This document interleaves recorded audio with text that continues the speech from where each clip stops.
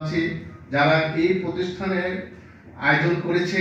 পাশাপাশি আমরা দীর্ঘদিন যাবত এরকম প্রশিক্ষণ কখনো উপস্থিত হতে পারিনি এবং এই প্রশিক্ষণ কোর্সটি আমাদের জন্য অত্যন্ত ফলপ্রসূ হবে, কারণ আমরা যারা এখানে উপস্থিত হয়েছি আমরা অনেক দিন ধরে এরকম প্রশিক্ষণ পাইনি।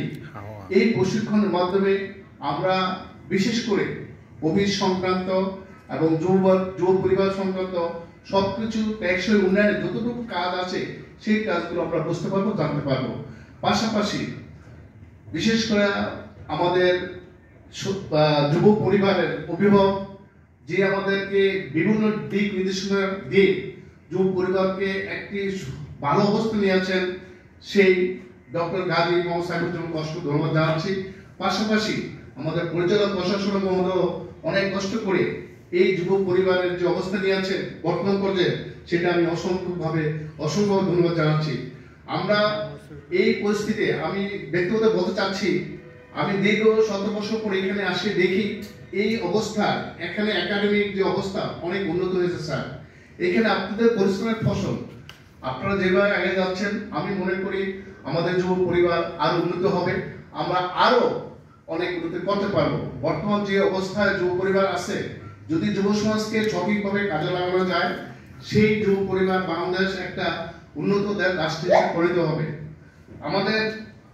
আমি সচিব মহোদয়ের দৃষ্টি আকর্ষণ করছি, স্যার আপনি আমাদের যুব ক্রীড়া মন্ত্রণালয়ে যোগদান করার পর থেকে আমরা একটা সিস্টেমে এসেছি, বদলি থেকে আরম্ভ করে প্রতিটা কাজে একটা সুস্থ সুন্দর পরিবেশে সুচারুভাবে কাজ হচ্ছে। পাশাপাশি আপনাকে আমাদের সুযোগ্য মহাপরিচালক মহোদয় সাহায্য করছেন, পাশাপাশি পরিচালক মহাশয় যেভাবে সহযোগ করতেছে, সেভাবে যদি আমরা আগায় যাই তাহলে আমাদের যুব পরিবার আরো উন্নত হবে। আর এইখানে আমাদের শ্রদ্ধাভাজন অধ্যক্ষ আছেন, উনি একটি সুন্দরভাবে যে একটা প্রশিক্ষণ আয়োজন করেছেন, সেই প্রশিক্ষণের জন্য আমি আপনাকে ধন্যবাদ জানাচ্ছি। পাশাপাশি যারা সাহায্য করছে তাদেরকে ধন্যবাদ জানাই। আমরা যেন ভবিষ্যতে আরো সুন্দর পরিবেশে এরকম প্রশিক্ষণ পেতে পারি সে আশা রাখি। পাশাপাশি সবাইকে ধন্যবাদ জানিয়ে আমার এই শব্দ এখানে শেষ করছি। আল্লাহ হাফেজ।